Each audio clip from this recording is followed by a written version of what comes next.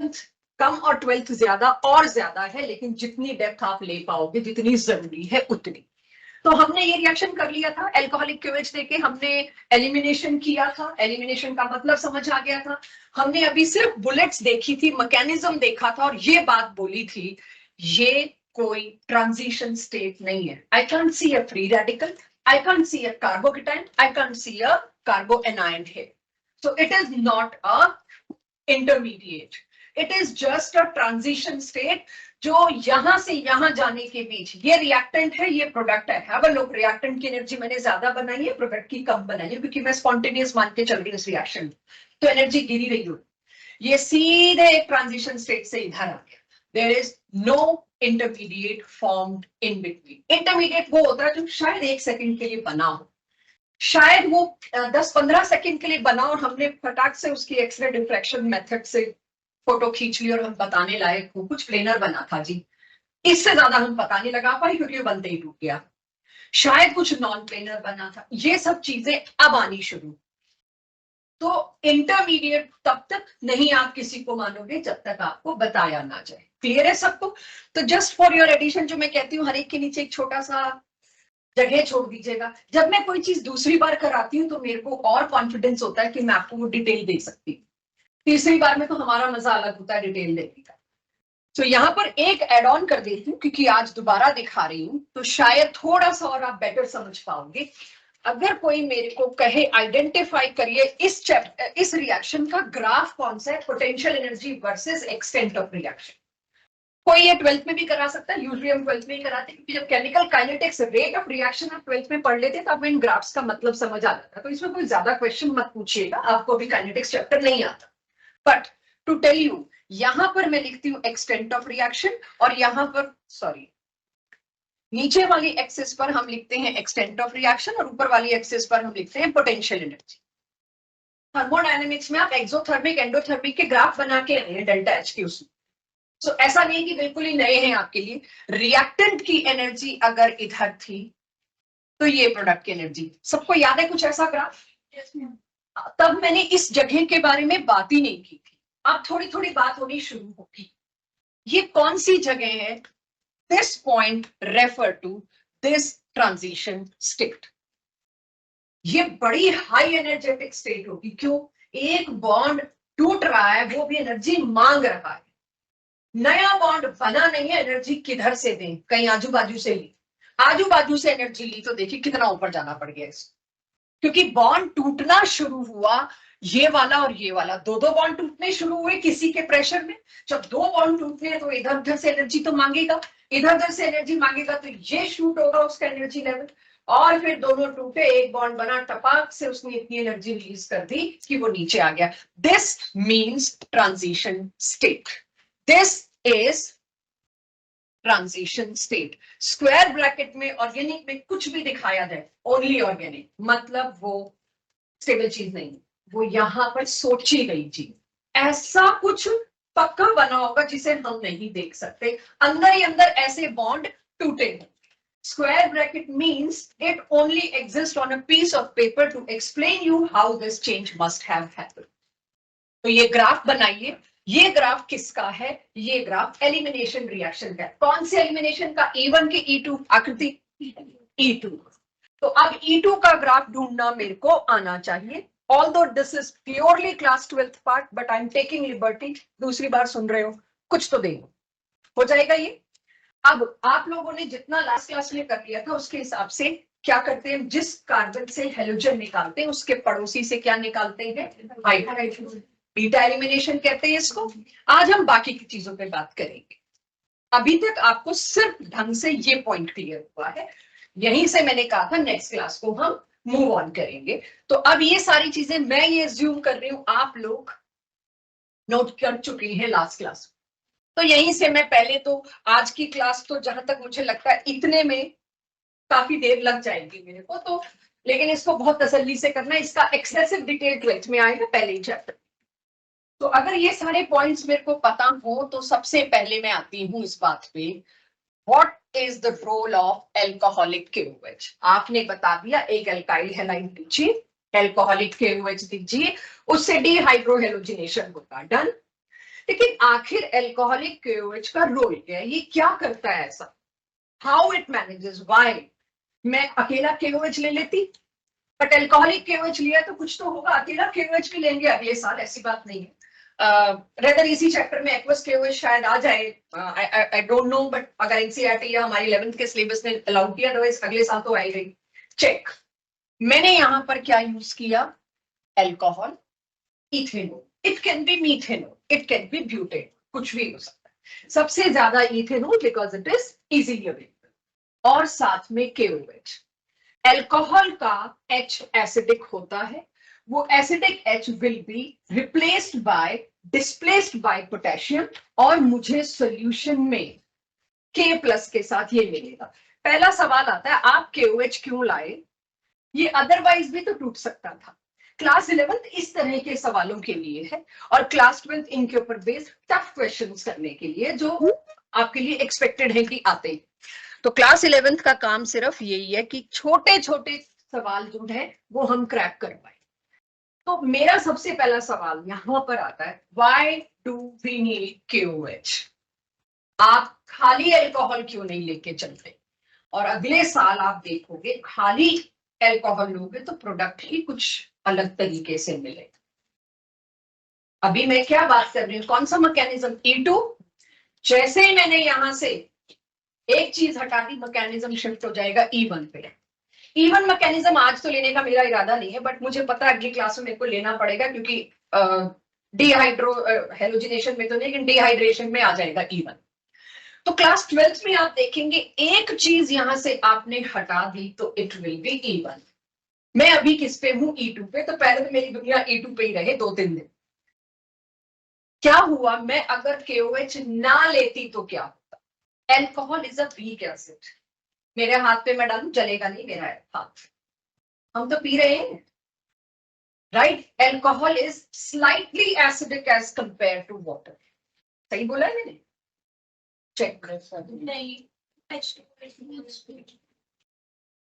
सोचो अखिलेश, एल्कोहल और वाटर में कौन सा ज्यादा acidic, water is more acidic then alcohol. काहे का एसिडिक बोल रहे हैं, बट है, हर प्रोटोन देने वाली चीज को मैं एसिडिक बोलूंगी, देयर इज नथिंग रॉन्ग।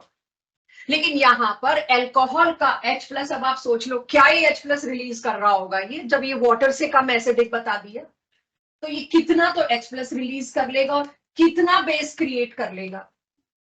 तो इसका मतलब मेरे को कोई सॉल्ट, कोई बेस, कोई तो चीज लानी पड़ेगी कि भाई बॉन्ड तोड़ो अपना, आप बहुत वीक हो, ये बॉन्ड प्रॉपरली ज्यादा टूट पाए, उसके लिए मैं लेकर आई KOH जैसा strong possible base, strongest basis में आता है NaOH KOH।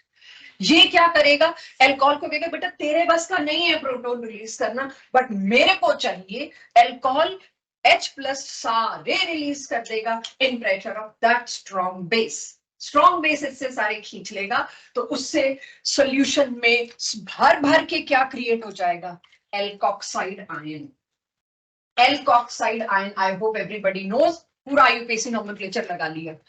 ये जो इथॉक्साइड आयन या एल्कोक्साइड आयन बना है, एनायन, जब भी किसी चीज पर नेगेटिव चार्ज हो, ये R बदलने की छूट मुझे भी दीजिएगा, अपने नोट्स को भी दीजिए, कभी भी मिथाइल, इथाइल, ब्यूटाइल कुछ भी मिल सकता है, isopropyl, tertiary butyl, be prepare. तो ये नेगेटिव चार्ज, कोई भी स्पीशीज पे आप चार्ज दे दो, थोड़ी देर तो वो बर्दाश्त कर लेगी, बट उसको न्यूट्रलाइज होना है, और उसके लिए वो क्या करेगा, इधर उधर ताकेगा झाकेगा, तब उसको दिखाई देगा एल्काइल है। यानी ये जो बन के आया ना, ये अच्छा न्यूक्लियोफाइल है, ये न्यूक्लियोफाइल है नहीं है, ये है क्लास 12th। यहां एलिमिनेशन वर्सेस सब्स्टिट्यूशन का कंपटीशन आएगा क्लास 12th। क्लास 12th में पहले ही चैप्टर में आप देखोगे elimination versus substitution, substitution of this is not part of 11, तब असली क्लैरिटी आएगी एलिमिनेशन की। अभी आप कहीं इधर उधर से मेरे सामने क्वेश्चन ले भी आए ना, तो मैं नहीं बता पाऊं, तो जबरदस्ती आपको हमें बताना तो पड़ेगा। लेकिन class 12th talks about E1, E2, SN1, SN2।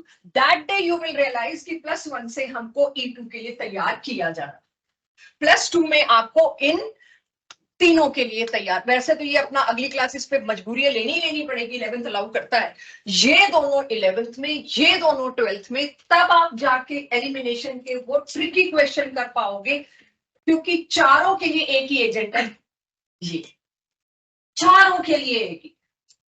मतलब जहां आपने देखा अल्कोहल है, घंटी बच जाएगी, इन चारों में से क्या करें मैम? एक छोटा सा टेबल बनवाते हैं हम 12th में। अगर ये हुआ strong base, weak base, good nucleophile, poor nucleophile, protic solvent, aprotic solvent, primary alkyl, secondary alkyl, tertiary alkyl. I hope you must have counted how many check boxes. इतने सारे check box जब आप check करोगे, उसके बाद बताओगे product क्या है। 11th is free from this tussle. अब आपको क्या करना है, आपको सिर्फ 11th में ये बात आगे लेके जानी है कि ये जो एल्कोक्साइड आयन बना, ये नेगेटिव चार्ज है। जिस भी चीज के ऊपर नेगेटिव चार्ज होता है, मुझे बताया गया वो न्यूक्लियोफाइल होता है, बस। दूसरी बात, जिस भी चीज पे नेगेटिव चार्ज है, वो आमने सामने से कोई पॉजिटिव चीज खींचेगा, और आमने सामने से इसको बाई चांस पॉजिटिव चीज अगर प्रोटॉन मिल गई, तो मैं इसको बेस कह सकती हूँ। What is base according to Bronsted law? Proton acceptor, proton acceptor. तो ये न्यूक्लियोफाइल प्लस बेस है, पहले समझिएगा इस बात। यानी OR नेगेटिव, मैंने एक अच्छा न्यूक्लियोफाइल तो जो बनाया सो बनाया, भी आपको अच्छा और बुरा तो पता ही नहीं, न्यूक्लियोफाइल पता है, साथ ही साथ मैंने एक बहुत स्ट्रॉन्ग बेस बना के दी। ये स्ट्रॉन्ग बेस दबा के सॉल्यूशन में मौजूद था, इस स्ट्रॉन्ग बेस ने, अब आप देखिए KOH मैंने गायब कर दिया, बिकॉज एल्कोहल और KOH ने एक्चुअली बनाना तो ये, राइट, एल्कोहल और KOH ने ये बनाया, ये अब मुझे पता है इट्स अ बेस। यानी क्लास 12th में ऑर्गेनिक के शुरू होते ही आपसे पूछा जाएगा एल्काइल हैलाइड को बेस से रिएक्ट कराते हैं तो क्या होता है, जिससे आ गया एलिमिनेशन और डिहाइड्रोहेलिजिनेशन, उसकी 11th उसको याद है। तो जैसे ही मैंने यहां पर ETOK दिया, अ स्ट्रॉन्ग बेस, इस बेस ने क्या किया, इधर से प्रोटॉन मारा पड़ोसी से। लास्ट क्लास में सवाल बहुत भी आए थे, टाइम नहीं था कि इसी से क्यों गया, मैंने थोड़ा बहुत बताने की कोशिश भी की थी। तो इसने बीटा पोजीशन से ये मांग लिया। क्यों बीटा पोजीशन से ही मांगा? क्योंकि उसको पता है आपने जब प्रोटॉन मांग लिया, ये बॉन्ड हवा में तो टंगा नहीं रहेगा, ये कहीं ना कहीं तो जाएगा, ये कार्बन अपने ऑक्टेट को तो सेक्रीफाइस नहीं करेगा, ये बॉन्ड इधर ही जाएगा। क्यों इधर ही गया? क्योंकि अभी इसको पड़ोसी कार्बन से वैलेंसी मांगनी भी पड़ी, भाई अकोमोडेट करो, मैं तो पूरा बॉन्ड पेयर लेके आ गया हूं। उसकी वजह से लिविंग ग्रुप कार्बन कार्बन से जल्दी टूटेगा नहीं, catenation, one of the strongest bond, ये तो नहीं टूट सकता। Carbon chlorine, yes, dissimilar polar bond, तपाक से टूट जाएगा। तो यहां से ये निकल गया, यानी एल्कोहलिक KOH, कोई भी अच्छा बेस मिलते ही आप क्या करते हो, elimination, and the result is alkene की प्रेपरेशन। क्लास 11th में फोकस प्लीज, आई रिक्वेस्ट, इस पे रखिएगा।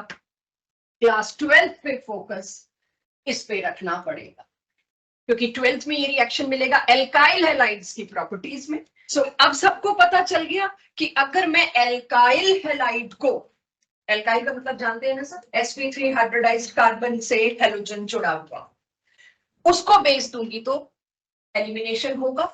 और अगर आपने यहां पर बेस जो दिया है, अब ये शब्द छोटे छोटे चुराओ यहां से, ये जो बेस था ये लेस बल्कि था, भारी भरकम नहीं था। The most common term now we are going to use for two more base, less bulky, more बल्कि।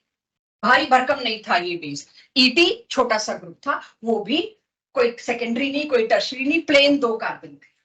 अगर कोई भी बल्कि न्यूक्लियोफाइल, कम बल्कि न्यूक्लियोफाइल लाते हो, वो हमेशा अच्छा बेस होता है। क्योंकि समस्या क्या होने वाली है अगली स्लाइड से, क्या हर न्यूक्लियोफाइल बेस होता है?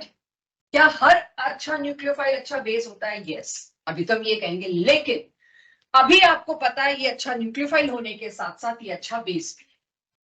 तो धीरे धीरे इस चीज पे आएंगे, छोटे न्यूक्लियोफाइल और गुड बेसिस। लेस बल्कि नॉट अ गुड, मैं अभी उस पे भी आ रही, नॉट अ गुड बेस पे भी। लेस बल्कि न्यूक्लियोफाइल, ये ना नीचे वाली बात के लिए लिखा है, ये अभी सिर्फ इसके ऊपर की लाइन उठाई है मैंने, ये जो लिखी है स्टेटमेंट, मैंने एरो लगा तो दिया, ये नीचे वाली बात के लिए लिखा है, ठीक है, ये अभी नहीं ले रही। अभी आप लोग जब लिखेंगे दिस, बाई चांस ये 12th से स्लाइड उठाई हुई है, ये है क्लास 12th, गलती से रह गया, ये लाइन लिखी हुई रहनी नहीं चाहिए थी। क्लास 12th का क्वेश्चन है, आपने अल्कोहलिक KOH क्यों लिया, एक्वस KOH क्यों नहीं लिया? एक्वस KOH लेते तो क्या होता, एक्वस KOH लेते तो जो OH बनता ना, ये लाइन इसके लिए पूरी लाइन, ऊपर वाले के लिए क्या है मैं लिखवा दूंगी, बट मैं इरेज कर रही हूं, आप नोट नहीं करेंगे क्योंकि लिखा रह गया, समबडी पॉइंटेड, तो मुझे एक्सप्लेन करना चाहिए।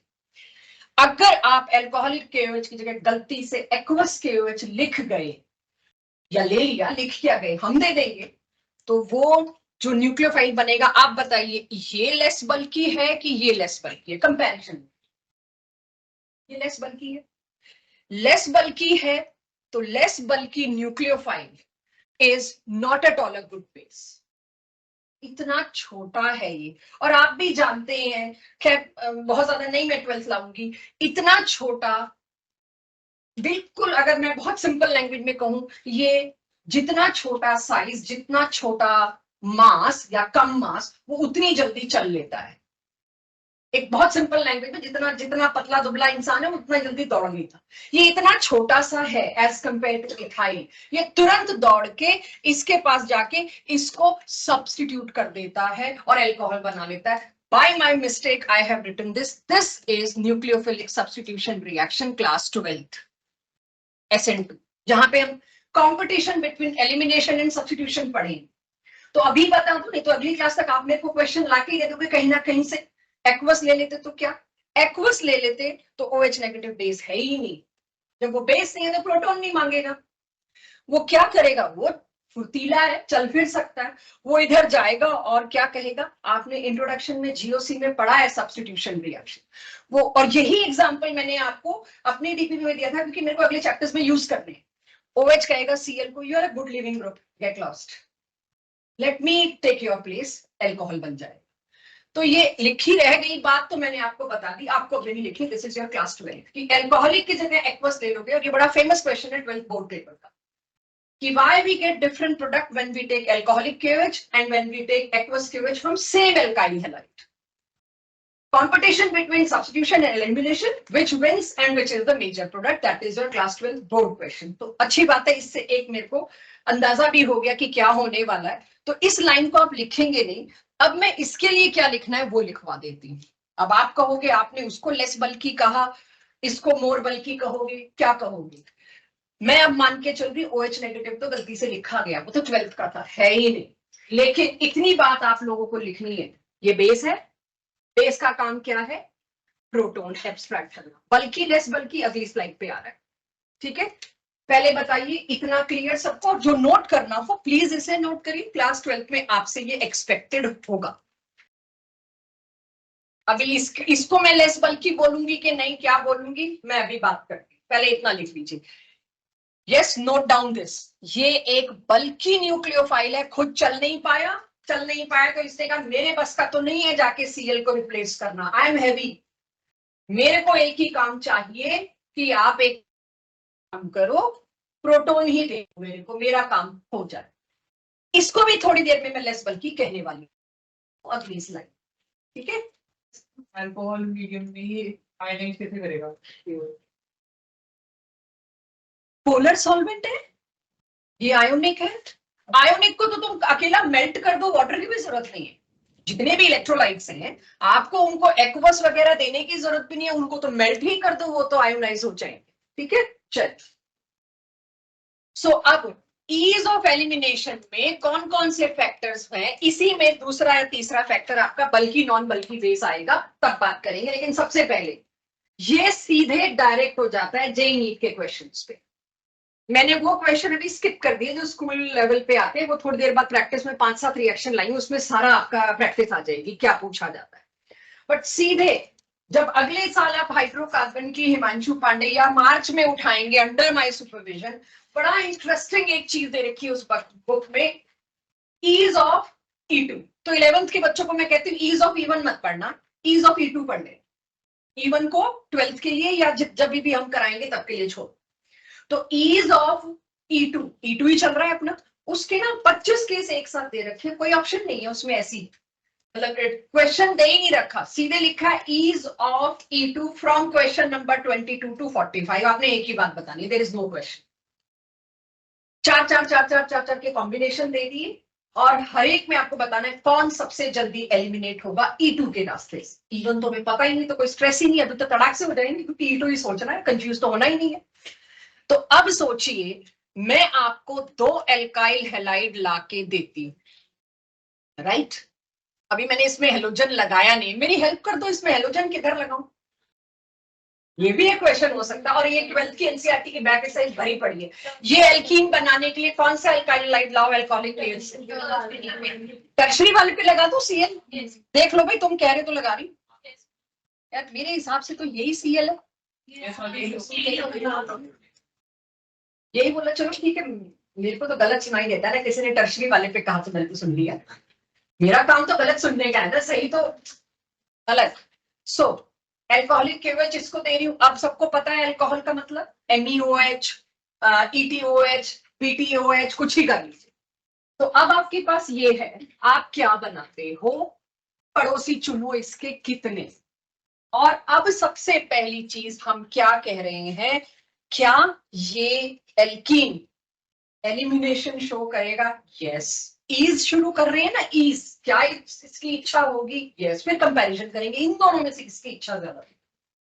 तो उसके लिए मैंने अल्कोहलिक KOH दिया, 2 एल्कीन बना के रखे आपके सामने। क्या दोनों मैंने करेक्ट बनाए? पहले बताइए। 2 पड़ोसी पहले चुनने।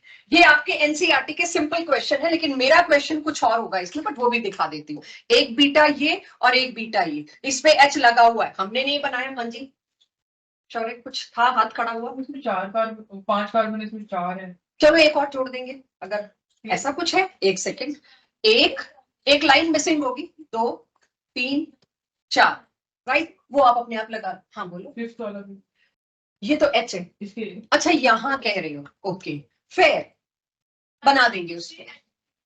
हाँ बिल्कुल। मेरे को एक क्वेश्चन आप अनइंटरप्टेड अगर कराने दे तो, एक क्वेश्चन, ठीक है?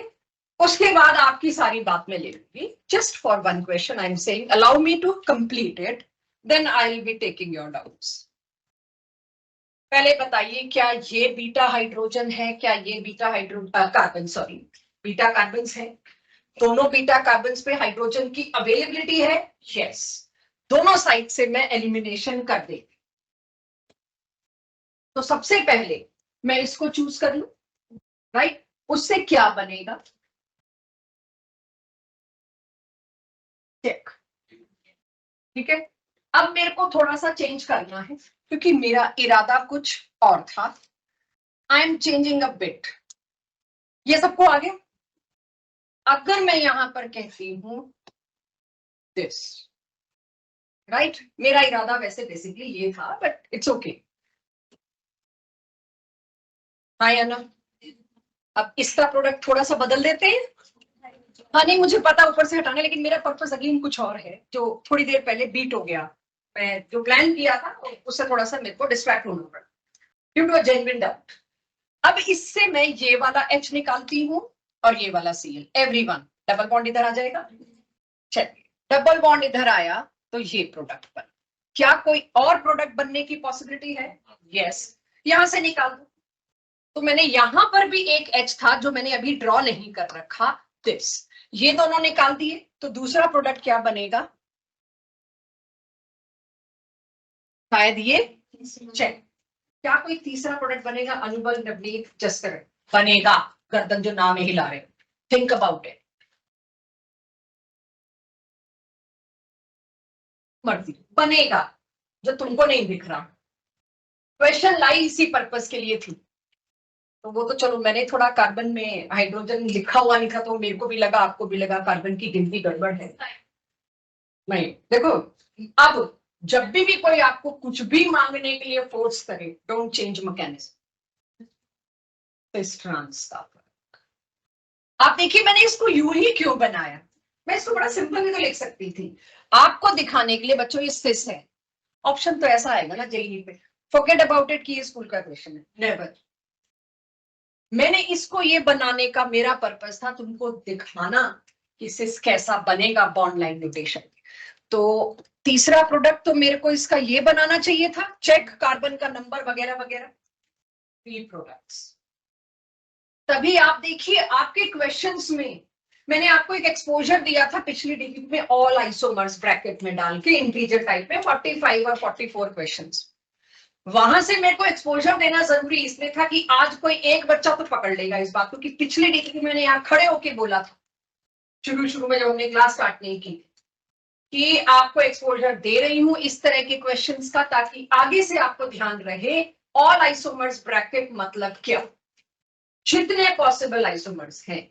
तो आप कह सकते हो ये तो मैम ये दोनों कौन से आइसोमर्स थे, पोजीशन आइसोमर ब्यूट 1 इन ब्यूट 2 इन, और ये दोनों कौन से थे, geometrical isomer cis and trans. Final question, Priya कोशिश करना, भाविनी, अंशिका, तीनों में से सबसे ज्यादा कौन सा मेजर कौन सा, आपको बताया नहीं गया, आपकी गट फीलिंग, आपसे गलती करानी है, आपको इन्वॉल्व करना है क्लास। तीनों में से मेजर कौन सा बनेगा जो सबसे ज्यादा स्टेबल कौन सा है, लास्ट क्लास। यहाँ पे स्टेबिलिटी ऑफ एल्कीन पे मैंने शुरू के 20 मिनट लगाए। सिस वाला ज्यादा स्टेबल है as compared to trans. You are not confident? Yes. Cis आपके पड़ोस में ना हो रही थी गर्दन, क्यों सिस क्यों नहीं, या सही कह रही है ये? मैंने भी सिस से yes अच्छा cis, sorry my bad, cis. Last class को तुम लोग 0 कर दो, ठीक है। आई थिंक मैंने सिस ट्रांस पे लेके स्टेबिलिटी ऑफ एल्कीन में वो जो आइसोब्यूटीन वाला केस लिया था ना, वो इसी वजह से लिया था कि ठीक है सिस और ट्रांस हम तब तो जीओसी में आए पहले, लेकिन उसको इंप्लीमेंट किधर करना था वो अब शुरू हुआ। This is typical easy question of JEE. आ जाए तो किस्मत मानिएगा, वैसे इतना इजी आता नहीं है, बट 11th में स्टार्टिंग में अभी यही देने पड़ेंगे। तो अब यहां पर 3 प्रोडक्ट्स में से मेजर सिलेक्ट करिए, तो मेजर इज दिस। सबसे माइनर के लिए क्या वर्ड है, let me come to major, minor, traces और भी कम, ठीक है। जो भी हमारा लीस्ट होगा हम उसको ट्रेसेस। कहीं आपको आगे का रिएक्शन मिले जिसमें चौथा प्रोडक्ट भी बन रहा होगा वो और कम होगा, तो मैं ट्रेस उसको दे दूंगी, ट्रेसेस उसको दे। आपसे मेजर ही पूछा जाता है या total number of products. Latest JEE NEET के क्वेश्चन आप देखें, सबसे ज्यादा ऑर्गेनिक की समस्या जो बच्चों को आ रही है, क्वेश्चंस रिएक्शन का लेवल खतरनाक नहीं कर रहे, आंसर्स पे पूछने में नंबर ऑफ प्रोडक्ट्स। ज्यादातर बच्चा इसको 2 देता है, मैम एक बीटा इधर से निकाल दो, एक बीटा इधर से निकाल दो, फेयर। लेकिन ये भूल जाते हैं कहीं तो इसमें सिस तो नहीं बन रहा था ज्योमेट्रिकल आइसोमेरिज्म। तो टोटल नंबर ऑफ प्रोडक्ट्स इसमें कितने बनेंगे, 3। 12th के लिए तैयार रही, एक 4 कर सकती हूँ, खाली मत ले आना कहीं से क्वेश्चन इसका आंसर 4 है और आपने हमें 3 पढ़ाया है। 12th के लिए तैयार रहिएगा, 4 हो सकता है किसी भी केस, बी प्रिपेयर्ड। अभी तो 3 ही है, मतलब इस केस में 3 है, किसी और में 4 आएगा। क्योंकि अभी ऑप्टिकल आइसोमेरिज्म आपको नहीं कराया, आपको सिर्फ ज्योमेट्रिकल आइसोमेरिज्म कराया। इसी में मैं चाहूं अभी थोड़ा सा चेंज करके इसके भी एक और आइसोमर खड़ा कर सकती हूँ, ऑप्टिकल। डेक्स्ट्रो एंड लीवो 2 होते हैं ऑप्टिकल आइसोमर्स, तुम लोगों की गर्दन हिल सकती है। डेक्स्ट्रो एंड लीवो, वहां आंसर 5 हो जाएगा। सो डेक्स्ट्रो लीवो आइसोमेरिज्म, आरएस नॉमेनक्लेचर, ये सारा 12th का हिस्सा है, बिल्कुल टच नहीं करना चाहिए 11th। तो ये आंसर्स तब बदलेंगे, आप कहीं से कुछ क्वेश्चन उठा लोगे तो आप अपने बेसिक्स को सत्यानाश करोगे जो 12th में बढ़ने हैं, ठीक है। क्लियर, चलें आगे। जब भी आप ऐसे रिएक्शंस देखोगे जहां पर जहां पर 2 प्रोडक्ट्स बन सकते हैं और एक मेजर बनेगा एक माइनर, ऐसे सिलेक्टिविटी को कहते हैं रीजियो सिलेक्टिव। आज यूज कर लिया ये वर्ड, इसके बाद तड़ाक से कभी भी आ जाए। What do you mean by regioselectivity? Nobody will ask you this question, but what question being asked about this above reaction, which of the statement is correct? It is regioselective, yes. Why it is regioselective? इसमें 2 बनने चाहिए थे, 3 बनने चाहिए थे, whatever, generally 2 ही बोला जाता है। 2 बनने चाहिए थे क्योंकि ट्रेसेस है, इसको मैं भूल गई। 2 बनने चाहिए थे, कोई एक मेजर होगा कोई एक माइनर होगा, ऐसे रिएक्शंस को कहा जाता है they are regioselective. Regioselectivity में आइसोमर्स इंक्लूडेड नहीं होते। तो if I am asking regioselectivity, तो I am deciding between these 2। तो अब मेरी स्टेटमेंट जस्टिफाई होती है, दो प्रोडक्ट्स में से किसी एक का मेजर बनना मतलब रिएक्शन का नेचर है रिजियो सिलेक्टिव, और वो दो प्रोडक्ट्स कभी भी आइसोमर्स वाले नहीं बताओगे आप। तो मैं कह सकती हूं प्रोडक्ट नंबर 1 और प्रोडक्ट नंबर 2 में से एक मेजर होगा, एक माइनर होगा, वो बात अलग है। प्रोडक्ट नंबर 1 का भी एक और पॉसिबिलिटी ज्योमेट्रिकल आइसोमर्स की हो सकती है, जो कि रिजियो सिलेक्टिविटी टर्म में नहीं इंक्लूड होती। अगले साल एक टर्म आएगी स्टीरियो सिलेक्टिविटी, उसमें यूज होगी। तो एक स्टेटमेंट मिलेगा this reaction is stereo selective. तो अब इसीलिए हम एक्स्ट्रा बुक्स करने से भी मना करेंगे। उसमें आप कहोगे स्टेटमेंट भी दे रखी है स्टीरियो सिलेक्टिव, आपने नहीं कराया, नहीं करा सकते, पॉसिबल नहीं है तुम्हारे लिए। ठीक है, नोटेड। आगे चले, रिजियो सिलेक्टिविटी का मतलब सबको क्लियर हो गया। अब ये जो मैंने ऊपर हेडिंग लिखी है इसे जस्टिफाई करना है, फैक्टर्स। ये फैक्टर्स थे, आपने तो ये बता दिया एक ज्यादा बनता है एक कम बनता है। अब इस बात को मैं, अच्छा ये तो सबको पता है ना, ड्यू टू वन इन क्यों ज्यादा स्टेबल नहीं, मतलब क्यों कम स्टेबल था और ये क्यों ज्यादा स्टेबल था, हाइपोकॉन्जुगेशन, स्टेबिलिटी ऑफ एल्कीन। जी, रिजियो सिलेक्टिव में बड़ा आना है, मैं लिख देती हूँ। If out of two products, ठीक है, if out of two products one is major, that nature of a reaction is called as regioselective nature. If one is major, that means regioselectivity. Done? भी हो सकते हैं, हाँ, 3 product हो सकते हैं, कितने भी हो सकते हैं, बट यूजुअली आप देखने क्या वाले हो, वो जो तीसरा आप बनाओगे ना, अभी आ रहे हैं 3 पे भी आ रहे हैं, वो या तो आइसोमर्स होंगे किसी तरह के, non geometrical isomers. Geometrical isomers को आप गिनोगे नहीं, तो 3 का भी वेट, तो 3 भी बना रहे हैं, 3 तो है एनसीईआरटी में ही है, वो भी आएगा out of 3, out of 4, out of 5। If one is major that is called as regioselective reaction. But गलती कहां होती है मेरे ये बोलने के बाद, आप आइसोमर्स को भी गिन लेते हो, वो मत गिनना, स्टीरियो आइसोमर्स। अब थोड़ी सी प्रैक्टिस की, इतना जो पढ़ाया उसको लगाएं कि हो गया पढ़ा। अब प्रैक्टिस, मैंने आपको दिया एल्कोहलिक केओज, चेक, सही बनाया। कोई और प्रोडक्ट कुछ इसमें आप मेरे को सजेस्ट करना चाहें, आई एम ओके, कि मैम आपने 1 नहीं बनाया, आपने 2 नहीं बनाए, आपने 3 नहीं बनाए, या आपने रिजियो सिलेक्टिविटी को दिखाई ही नहीं इसमें। क्या ये रिएक्शन रिजियो सिलेक्टिव है, ये वाला पर्टिकुलरली ये वाला? क्यों मान्य, क्या ये रिजियो सिलेक्टिव है? नहीं, क्योंकि इसमें बनता नहीं। क्यों प्रोडक्ट एक है, बीटा एक। That's it. This reaction I cannot say ये रिजियो सिलेक्टिव है, गलत हो जाएगा। ठीक है, अब नीचे वाला बताइए, क्वेश्चन कुछ और है, ये तो मैं आपको बेसिक प्रैक्टिस करा रही हूँ, मेरा क्वेश्चन कुछ और आने वाला। पहले चेक कर लो मैंने सब ठीक लिखा है, और 12th से उठाइए, कोई ना कोई चीज ऐसी ना लिखी हो जो 12th की और मैं रब करना भूल गई हूँ, जैसे पिछली स्लाइड्स पे।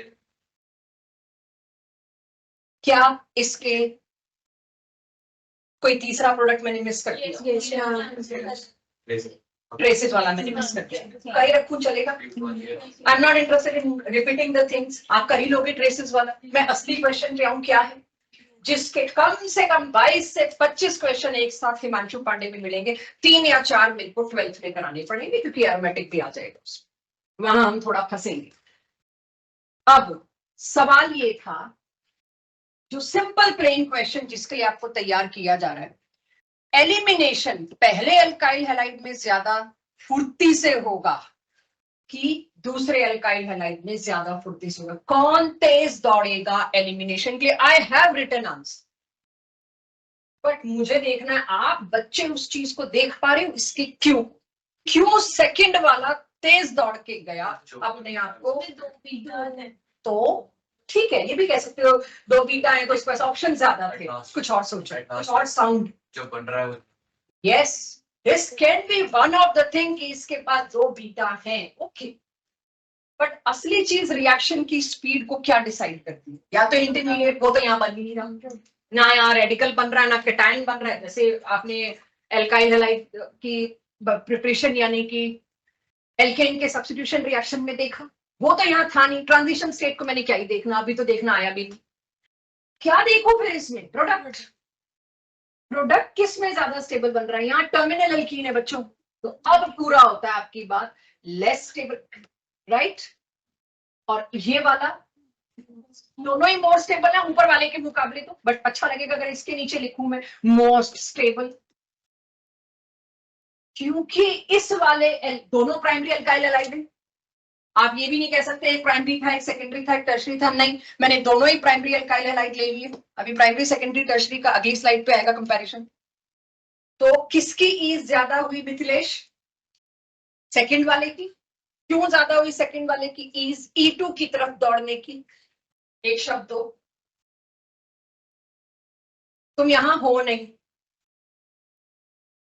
तुम यहां हो नहीं, एंड मतलब तुम्हें अंदाजा हो रहा होगा मैंने क्यों तुम्हारा नाम लिया। रिपीट कराने को, सबका टाइम वेस्ट करने को नहीं, राइट? क्योंकि तुम ठीक ठाक थके हुए हो। अब 11th के बच्चों को अपनी लाइफ में अब एक चीज आगे रखनी है, वो है आपका कॉन्सेप्ट, पढ़ाई, रिटेंशन। क्लास में अगर आप अटेंटिव हैं तो आपके लिए इस चैप्टर को कभी भी उठाना आसान हो जाएगा, अगर अभी नहीं भी उठा पा रहे तो। सो मिथिलेश इसके नीचे लिखिए, तभी याद रहेगा। कल को देखो, ये मान के चलो सबके सब 10, 12, 15 दिन के अंदर ये भूल जाना है सबने। जब यहाँ थर्मो की रिवीजन चलनी है आपने सब भूल जाना है ये। तब आपकी कॉपी में छोटी छोटी जो हेल्प है ना, ये काम आएंगी। रिकॉर्डेड लेक्चर देखना is no way the solution. कहां 12 लेक्चर एक साथ आप जीओसी के देख पाओगे? कभी भी नहीं, या हाइड्रोकार्बन। तो इसके नीचे लिखिए, क्योंकि इसके अंदर मोर स्टेबल एल्कीन बन रहा है, इसीलिए। नॉट सेस ट्रांस, इसमें एल्कीन जो है मोर स्टेबल बन रहा है। ऐसे 3 फैक्टर इस साल ले रहे हैं, बाकी के 2 फैक्टर अगले साल आएंगे, तब हमारा पार्ट कंप्लीट होगा। तो क्या सब लोग अब इतने हिस्से को अपने लिए कंफर्म्ड मानते हैं कि हाँ, जिसमें एल्कीन, बाकी कंडीशन सेम होनी चाहिए। कहीं गलती से एक्वस लिखा और तुम E2 के लिए एक्वस वाले को पकड़ लो, फिर क्या करूंगी मैं आपके साथ? जैसे एल्कीन मेरा पूरा हो जाएगा, मैंने ये सब कुछ देना है, बस यहाँ एक्वस कर देना है, और तुम लोग सेकंड की ईज ज्यादा बता दोगे। देखो ये मैंने तो बेस दिया ही नहीं, काहे का E2? यहाँ तो सब्स्टिट्यूशन हो जाएगा जो 12th के हिसाब से अगर मैं चलूँ। ये तो 11th में भी दिया जा सकता है, तुम ये देख ही नहीं रहे, तड़ाक से एक ही KOH देखा और प्रोडक्ट बना दिया। तो these tricks will be in front of you in your class tests, ठीक है? चलिए, तो ये अगर मैं मानूं कि सबके पास नोट हो गया तो अगले फैक्टर पे चल सकती हूँ। ये तो पहला फैक्टर था जिसमें मैंने 2-3 पर्पस सॉर्ट कर लिए, रीजियो सिलेक्टिविटी भी इसमें कर लिया। लिविंग ग्रुप टेंडेंसी, मान लीजिए आपको पड़ोसी बीटा भी सेम, सब कुछ सेम दिया जाए, आप प्रोडक्ट में कोई डिफरेंस ढूंढ ही नहीं सकते, दोनों में आपका सेम एल्कीन बन रहा हो, एल्कोहलिक KOH भी दोनों में, बेस बल्कि लेवल सेम, सब कुछ same, temperature same, but group भागने वाला कौन सा तेज? क्लास 12th के अंदर ये कवर्ड है, 11th में नहीं, बट इतना इजी था तो मैंने सोचा मैं ले लूं। क्लास 12th का NCERT का क्वेश्चन है, इनमें से किस में E2 का एक्सटेंट ज्यादा हो? CH3 CH2, सॉरी, जो अच्छा लिविंग ग्रुप है। और अगर आप देखिए लिविंग ग्रुप किस बेसिस पे किया लास्ट क्लास में, बॉन्ड जल्दी टूट जाए। किसका बॉन्ड जल्दी टूटेगा? आयोडीन का। किंग साइज है अगला, फटाक से निकलेगा। सब कुछ सेम होने के बावजूद भी एल्काइल हैलाइड्स में टेंडेंसी, और बहुत बढ़िया बात 12th में जाके पता चलेगी, not only for E2, for E1, for SN1, for SN2, इसमें कोई एक्सेप्शन, कोई स्पेशल केस। अभी आपको सिर्फ E2 पढ़ रहे हैं इसलिए हम E2 बता रही है, इसमें कोई प्रॉब्लम नहीं है, ये तो सबके लिए सेम रहेगा क्योंकि सब में आयोडीन को बाहर निकलना। लिविंग ग्रुप में मेरे पास है ही नहीं कुछ एक लाइन से, कोई प्रॉब्लम ही नहीं आई, काश सारी केमिस्ट्री ऐसी होती, लेकिन है नहीं, तो एक पॉइंट है तो मुझे लगा मैं ले लेती। तीसरा और आखिरी, इसकी बहुत बेटर क्लैरिटी 12th में आएगी, लेकिन अभी भी आ सकती है। थोड़ी कोशिश की मैंने एरोमेटिक रिंग लाने की, लिख रहे हैं जो लोग, उनको यहां देखना पड़ेगा। इससे आगे का हिस्सा एलिमिनेशन का 12th में जाता। इन दोनों में फर्क देखिए क्या, इसके पास भी एक ही बीटा है, इसके पास भी एक ही बीटा है। कहने को बीटा कार्बन है बट उस पर हाइड्रोजन नहीं, तो मैं ऐसे बीटा का क्या ही करूं। तो यहां पर भी मेरे पास एक बीटा है, यहां पर भी एक बीटा है। मैं आपको आंसर दे रही हूं किसकी ईज ज्यादा है, E2 दिखाऊंगी। I am not talking about E1 जो आपको आता भी नहीं है, खैर E2 की ईज इसकी ज्यादा। तो पहली वजह सब बच्चे क्या ढूंढते, बनने वाला एल्कीन, जो इसे खाया आपको मिल गया है। तो इसमें बनने वाला एल्कीन क्या होगा? टर्मिनल। इसमें बनने वाला एल्कीन क्या होगा? टर्मिनल। मेरे पास कोई खास टर्मिनल और वो वाली बात तो खत्म हो गई, दोनों ही टर्मिनल है, तो मैं क्या बताऊं, कैसे बताऊं? हाँ जी। अच्छा, कौन सा इंटरमीडिएट बन रहा है जिसमें रेजोनेंस होगा? कार्बोकेटाइन बन रहा है, कार्बोनेन बन रहा है, रेडिकल बन रहा है, पता नहीं, देखते हैं। मतलब देखो, तुमने जो रेजोनेंस बोला, मेरा काम था उसको काउंटर देना। रेजोनेंस से क्या? अच्छा, बनने वाली एल्कीन में रेजोनेंस। चलो ठीक है, वेट कर, यार ठीक भी है ना। एक बार मुझे भी पता है दोनों में होगा, लेकिन एक बार सोच लेते हैं, क्या पता मैं गलत हूं, अक्सर होती हूँ।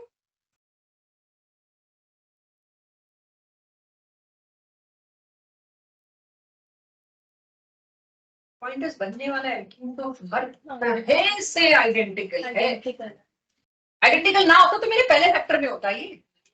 कौन सा क्लोरीन जल्दी छोड़ेगा? वो भी से तो दोनों में वो sp3 हाइब्रिडाइज्ड कार्बन पे है, सब कुछ सेम। ठीक है, वैसे कह सकते हो, हाँ कुछ ही कह लो, कौन सा हाइड्रोजन जल्दी छोड़ेगा, कौन सा क्लोरीन जल्दी छोड़ेगा। मैकेनिज्म की अप्रोच सोचो। मैकेनिज्म में पहले क्या होता है अर्जुन? E2 के मैकेनिज्म में पहली चीज क्या बताइए, सबसे पहले क्या होता है?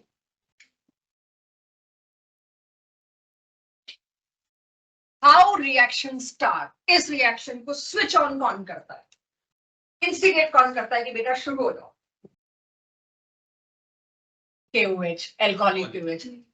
किसको जाके सबसे पहले पकड़ता है एल्कोहलिक KOH? हेलोजन बाद में आता है निकलना, पहले हाइड्रोजन से इंस्टिगेट हो रहा है मैकेनिज्म। पहले हाइड्रोजन निकलेगा तो हेलोजन को निकलने की मजबूरी है, वरना वो ठीक ठाक बैठा है। तो सबसे पहले आप अब क्या ढूंढोगे? आखिरी फैक्टर है मेरे लिए। एक गैम्बल खेला है मैंने, बहुत सोचा आज रखूं, इरेज कर दूं, रखूं, क्योंकि 12th की स्लाइड्स पढ़ा रही हूँ आपको, चूज कर कि ये लेना चाहिए कि नहीं। लास्ट ईयर मैंने ये 11th के साथ नहीं लिया था, इस बार 12th के साथ लिया, तो आज देख रही थी कि आज है टाइम तो शायद मैं ले सकती हूँ, वरना ये 12th में हम यूजुअली लास्ट फैक्टर यही लेते हैं।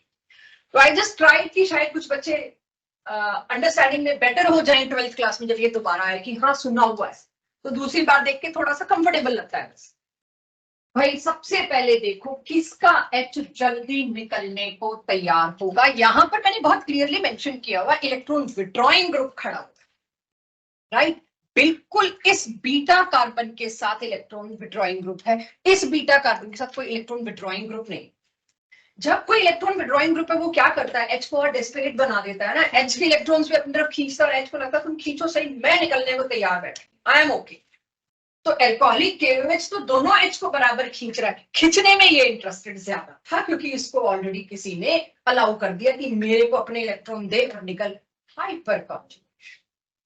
रिमेंबर बेंजीन के साथ वाले कार्बन के हाइड्रोजन को हम H डॉट बनाते हैं, नो बॉन्ड रेजोनेंस दिखाते हैं, वो एसिडिक होता है, वो जल्दी निकल सकता है, वो निकल गया और ईज इसमें ज्यादा हुई, इसमें आया, तो आंसर GOC से ही है, +1 से। बात ये कि ऑडियंस का रिसीविंग एंड क्या है, क्या हम ये चीजें ले सकते हैं, बात सिर्फ ये। तो मैं छोटा छोटा लिख रही हूं, आप मेरे साथ इसको लिखिए सो दैट 12th में आपको दिक्कत ना आए। लिखिए,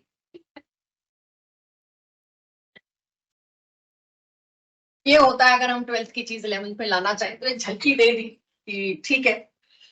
लिखिए, in case 1 beta hydrogen is, 12th होती तो मैं सीधे एक वर्ड लिखती, beta hydrogen is more acidic, but 11th है इसलिए लिख रही हूं beta hydrogen is more ready to leave because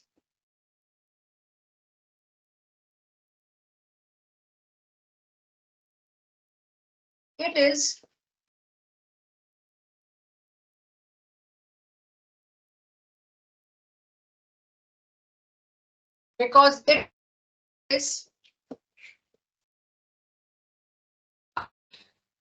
with electron withdrawing group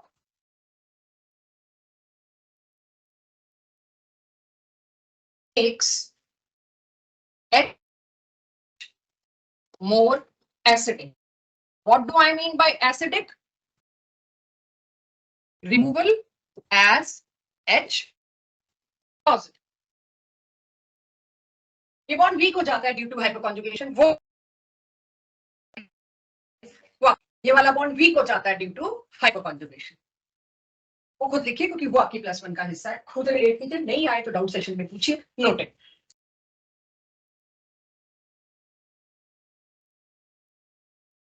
प्रभव online क्यों? All well? या ठंड ज्यादा यस होगी? मैम। मैम स्कूल कल हम- से लेट आया था घर, अच्छा, फिर लेट हो गया। कल चंद्रवाल ने धूप सेक सेक के ना ऐसा कर दिया ना, सूरज को लगा ओवर एक्सपोजर हो गया है, आज रह गई। ऐसा नजर लगाइए ना, सब सड़कों पे निकले हुए थे कल। मैं तो खैर बैठी नीचे थी, बड़े लोग मुझे आते जाते मिले, मुझे पता लगा बच्चे नीचे क्या करते हैं, कल पता लगा। उन्हें पता नहीं था मैं बैठी हूँ कुर्सी पे तो पता लगा क्या कर रहे हैं। चल एनीवेज, हो गया note?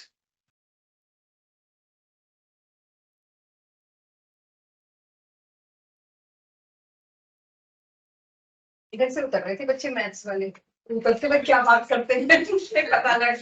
That's why I'm saying, शुक्र है मेरे नहीं उतर रहे थे इस वक्त कोई। चलिए अब रिजियो सिलेक्टिविटी पे कुछ और बात करते हैं। रिजियो सिलेक्टिविटी में अब कुछ नए नए शब्द दिखेंगे आपको। आपने देखा अब तक रिजियो सिलेक्टिविटी में दो तरह के जनरली, अब इस दो पे चिपक मत जाना आप लोग, जनरली दो बनते हैं। तो एक उसमें हाई सब्स्टिट्यूटेड एल्कीन होता है, एक उसमें लो सब्स्टिट्यूटेड एल्कीन होता है। और आप जानते हैं एक high substituted alkene more stable होने की वजह से मेजर होता है। इस बात को एनालाइज करके देने वाले साइंटिस्ट थे जेटसेफ। अगर मैं इंग्लिश में बात करूं, इंग्लिश और इंग्लिश में एक फर्क है, हिंदुस्तानी इंग्लिश को इंग्लिश कहते हैं। और ये बात आपकी एनसीईआरटी 12th में मेंशन है, 11th में तो नहीं है। जो साइंटिस्ट इसको देने वाले थे वो थे जेटसेफ, बट उनके नाम में जेड साइलेंट है, उनका नाम है सेटसेफ। हमारी भाषा, हिंदुस्तान की भाषा, तो हमारी एनसीईआरटी में उनके नाम को सेटसेफ लिखा, और ये बकायदा 12th की एनसीईआरटी में बॉक्स में इंफॉर्मेशन दे रखी। एक्चुअली इट इज जेटसेफ, जेड आ गया आगे, बट हमने कन्वर्ट करते करते करते इसको सेटसेफ बना। तो be prepared for both the names, एक है जेटसेफ और एक है सेटसेफ। मतलब हमने एस और जेड की जगह इधर उधर कर दी, और ये इंफॉर्मेशन बड़ी वेरीफाइड वे में आपकी बुक्स में दे रखी। तो मैं कभी सेटसेफ लूंगी, कभी जेटसेफ लूंगी, ताकि आप लोगों को आदत पड़े। मतलब उसके नाम में एफ नहीं है, वी है, एंड जेटसेफ हमने उसको सेटसेफ बना दिया है, और इतना जबरदस्त बना दिया है कि हमारे रिसर्च पेपर्स में ये नाम। दैट इज द रीजन हमें पहली बार किसी साइंटिस्ट के दूसरे नाम को ऑफिशियली एक्सेप्ट करके आपको बताना पड़ रहा है, आपकी बुक्स को बताना। एनसीईआरटी सेटसेफ कहेगी, और अगर ऑब्जेक्टिव में कहीं जेटसेफ मिल जाए, जेटसेफ प्लीज एक्सेप्ट इट। मैं दोनों स्पेलिंग्स आपके सामने लाऊंगी, ये नाम पे मत पूछना doubt. Seriously I was not prepared. बोलो। इंडिया में आता है ये। मैंने तुम्हें कहा है देखो हम टीचर्स प्रेडिक्टेबल होते हैं बहुत ज्यादा, क्योंकि इतने सारे लोग हमें ऑब्जर्व करते हैं, बट स्टूडेंट्स भी प्रेडिक्टेबल होते हैं। पर पूछने से पहले मैंने कह दिया नाम पे मत पूछना डाउट, ठीक है? तो आप जो मर्जी करना। तो जो आपका इस वाले केस में जो केस चल रहा है एलिमिनेशन, जो मेजर प्रोडक्ट है, I hope now we all know major product कौन सा है, जो एल्कीन ज्यादा सब्स्टिट्यूटेड है, उसको आज के बाद एक नाम दिया जाएगा सेटसेफ प्रोडक्ट। अब आप उसको मेजर प्रोडक्ट नहीं मेजर तो बोलोगे, अब आप उसको मोर सब्स्टिट्यूटेड एल्कीन नहीं बोलोगे। ये आज मेरे को आदत डाल, 12 तक तो डल ही जाए। आप उसको बोलोगे इस केस में सेटसेफ प्रोडक्ट बनेगा। अब आपको मिलेंगे Saytzeff product, Hofmann product, Markovnikov product, anti Markovnikov product, products के नाम होंगे। Generally, सेटसेफ product is major, that is more substituted alkene. और जो दूसरा प्रोडक्ट आपने देखा जो अक्सर माइनर था, और माइनर कौन सा था? Less substituted alkene. उसको नाम लेस सब्स्टिट्यूटेड एल्कीन को नाम दिया गया हॉफमैन। हॉफमैन ऑर्गेनिक वालों के लिए भूत बराबर है, कोई ऐसा चैप्टर का डिफिकल्ट क्वेश्चन नहीं होगा जिसका आंसर हॉफमैन से ना आए। मतलब आगे आने वाले Grignard is going to be big help, Hofmann is going to be big trouble for us. तो मैं हॉफमैन को बहुत ज्यादा लेने वाली हूँ, क्योंकि गलती हॉफमैन में होती है। तो Hofmann product is minor, that is less substituted. नाम याद करा दिए मैंने आपको, नाम के पीछे की कहानी भी बता दी। अब अगर ये एनसीईआरटी का क्वेश्चन है तो मुझे आंसर दीजिए, किसी का भी क्वेश्चन है मतलब आंसर दीजिए। मैंने बॉन्ड्स अभी छोड़ दिए कि आप लोग मुझे बताएंगे तो मैं लगा।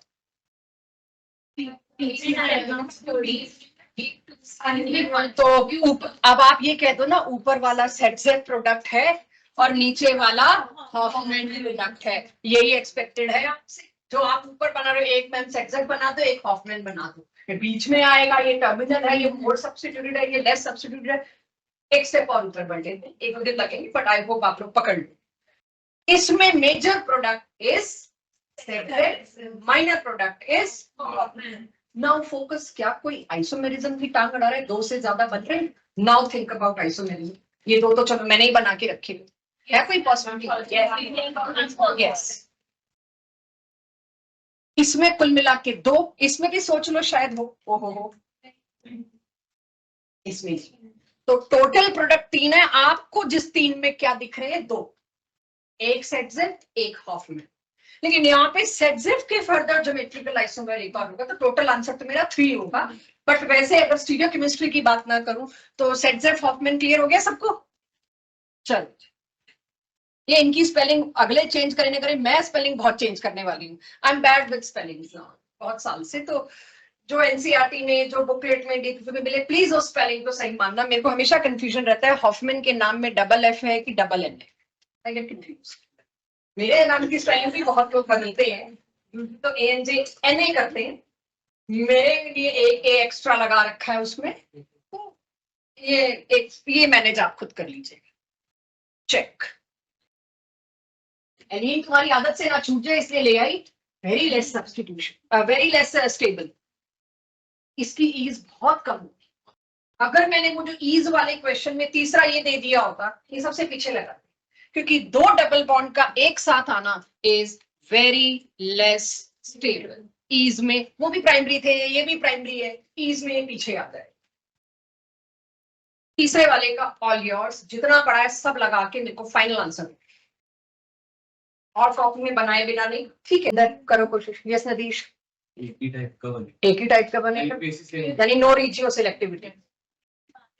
Okay, let's wait. ठीक बोल रहे, यानी इसमें कोई रिजियो सिलेक्टिविटी नहीं होगी, एक ही बनेगा, तो सारे बीटा डेटो से, राइट? Only one product. मेरे को बनाने की जरूरत तो नहीं, कुछ बना लेंगे, निहारिका हो जाएगा बच्चे। मैं सारी तो कराना नहीं चाह रही थी, टाइम लग जाएगा, वरना क्लास 12 की एनसीईआरटी पे बहुत क्वेश्चन, वो आप आराम से कर दोगे। आपने ये सारे कर लिए तो कुछ भी नहीं। फुटेज बन गया हो तो ही मैं आगे बढ़ूं। फुटेज बोल दिया, बन गया। नवनीत कुछ हो गया? इंदर, नवनीत आगे चल सकते हैं? मिथलेश बन गया बच्चे?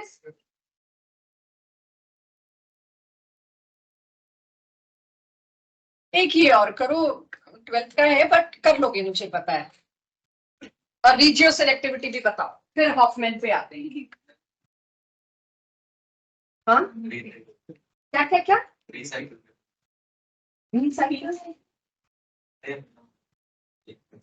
यार रिसाइकिल वैसे नॉर्मल लैंग्वेज का ले रही है, यहाँ रिसाइकिल तो नहीं मतलब रोजमर्रा की भाषा में कहते हैं recycling is good for sustainable life, अच्छी बात है, रीयूज रिसाइकिल, बट यहाँ रिसाइकिल बताओ आप।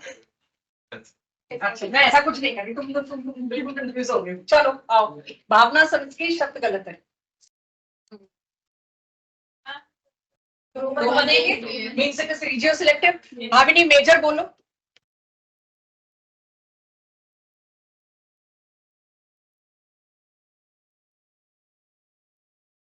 ये मेजर बनेगा सेट से, और हॉफमैन इसके अंदर माइनर, जो टर्मिनल एल्कीन बनेगा। मैं आप पे डिपेंड कर सकती हूँ, इस पे खुद कर लेंगे। कोई आइसोमेरिज्म? यस, इसमें इसमें इसमें सिस ट्रांस है, इसको मैं भूलने नहीं दूंगी क्योंकि तुम लोग गलत करके आते हो। दो तो इसके अंदर ही है और एक वो माइनर वाला है हॉफमैन, वो टर्मिनल है तो उसमें सिस ट्रांस का स्कोप ही है। सिस ट्रांस ये देखिए, दो एच, दो सेम साइड, दोनों H diagonal to each other. ये देखने की कला अब आपको चाहिए, क्योंकि क्वेश्चन में ये नहीं लिखा होगा बेटा भूलना मत सिस ट्रांस भी गिनना है, दिस वोंट बी रिटन, ये बॉन्डिंग साथ नहीं चिपकी है क्योंकि बेटा तो भूलेगा ही नहीं। ठीक है, सो ये नहीं मिलेगी आपको, बस यही गलती हो रही है बच्चों से। अब आ जाइए थोड़ा सा ट्विस्ट आपके लिए, हॉफमैन प्रोडक्ट इतना आसान नहीं था जो हमें दिखा दिया गया।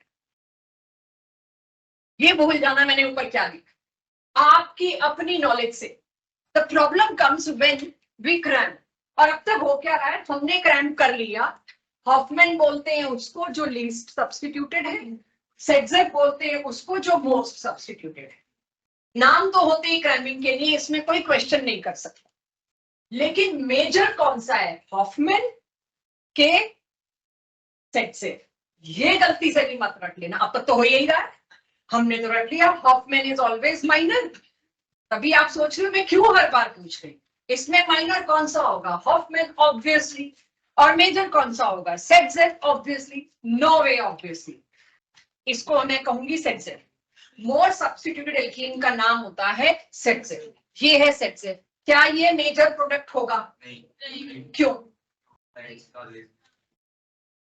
क्योंकि अभी भी मैंने बताया ये इलेक्ट्रोड और कुछ बना के दे, वो थोड़ा मुश्किल वे है, काफी दिक्कत हो जाएगी, है वो भी अच्छा है, वो भी सही, लेकिन मेरे को और इजी पे आना है क्योंकि मेरे को एक ही क्वेश्चन थोड़े कराना है, मेरे को ऐसे 50 क्वेश्चन दे तुमको इसी एक में आइडिया देना है, तो जरूरी नहीं ना अगर कोई बेंजीन रिंग लगाओ, कई बार कुछ और भी हो सकता है।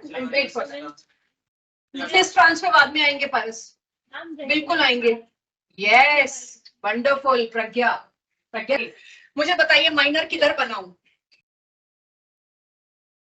इधर बना दूं, पता नहीं माइनर मेजर वो तुम बताओगे, लेकिन इतना मुझे पता है ये सेट्जेफ है, ये हॉफमैन है, check if I am wrong, इतना तो मैंने ठीक किया। मेजर बताइए, यानी डोंट क्रैम इट कि कौन मेजर होगा। मेजर वो होगा जो ज्यादा स्टेबल एल्कीन है, ज्यादातर वो सेट्जेफ होता है, लेकिन कहीं कहीं वो हॉफमैन भी हो सकता है, इसीलिए मैंने लिखी है लाइन, वो केसेस जहां पर हॉफमैन मेजर बन रहा, यानी आपने अगर क्रैम किया ना, और आप देखिए मैंने लिखा है बकायदा, जिस स्लाइड पे मैंने रीजियो सिलेक्टिविटी के बारे में लिखा है, इधर गया यार,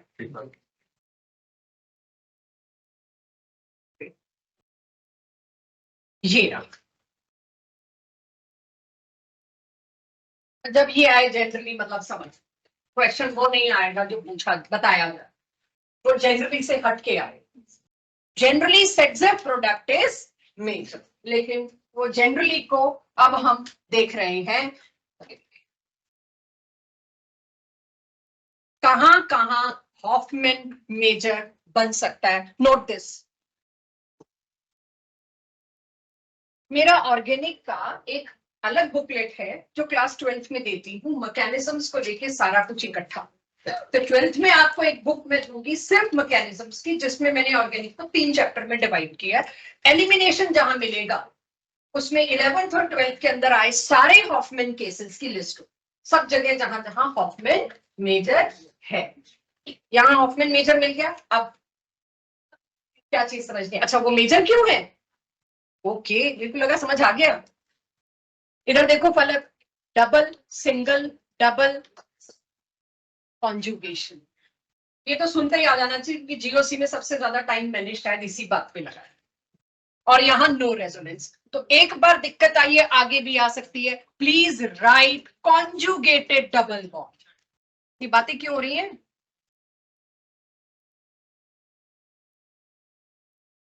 कॉन्जुगेटेड डबल बॉन्ड अपने लिए हिंट ले लीजिए, अभी लग रहा है आ गया समझ, हो सकता है 2 महीने बाद भूल जाए तो नीचे हिंट हो लीजिए।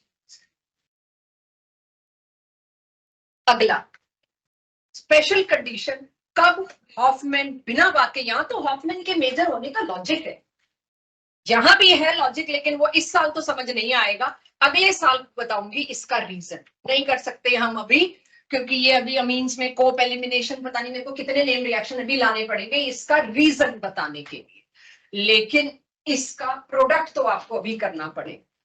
आप देख रहे हैं, अब मैं एक और एल्काइल हैलाइड लाई, फिर से एल्कोहलिक KOH, एल्कोहलिक KOH का हैव अ लुक एवरीवन, बाद में नोट करना, मैं टाइम दे दूंगी।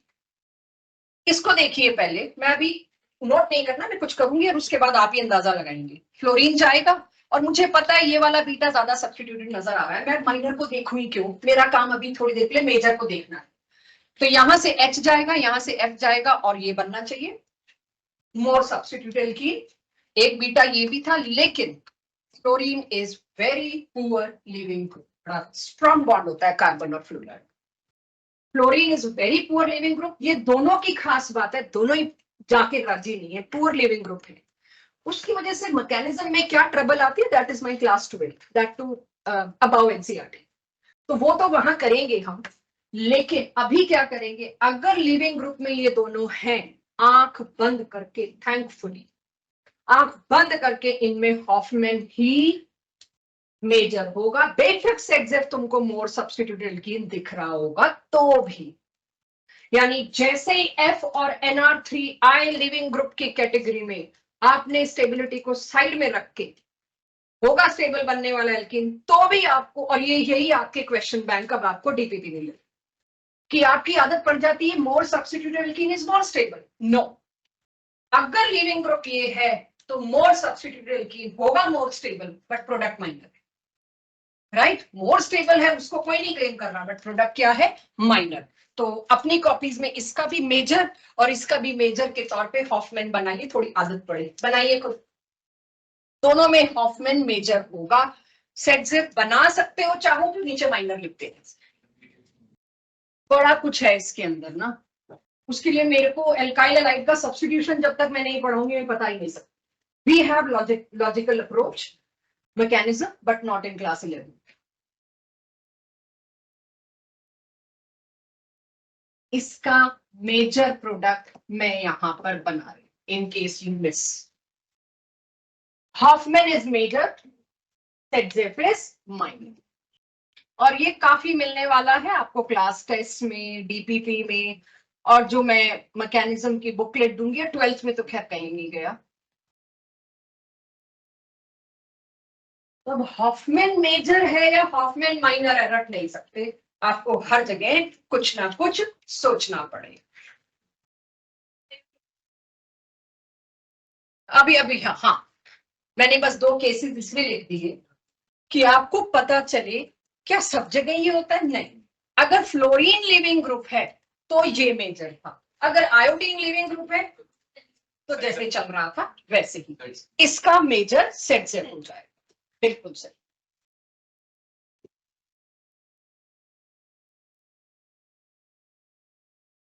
दोनों में सेम एल्कीन नहीं बने, पॉइंट ये है, जबकि सारे हालात सेम है एक्सेप्ट फॉर लिविंग।